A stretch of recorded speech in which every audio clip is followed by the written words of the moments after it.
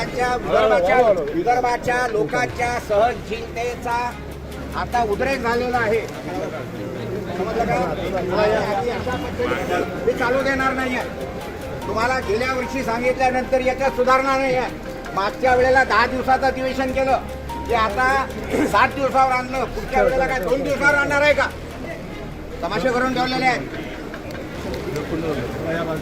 काय पाडे काय पाडे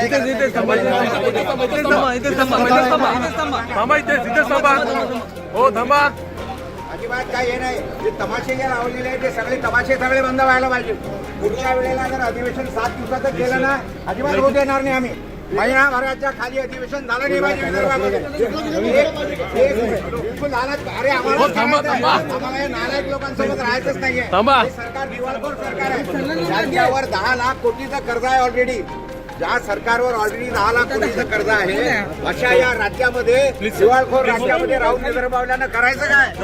बिलकुल राहायचं नाही आम्हाला. काय मतलब नाही. बिलकुल आला वजा. वेगळा विदर्भ झालाच पाहिजे. वेगळा विदर्भ झालाच पाहिजे. त्याच्याशिवाय इलाज नाही.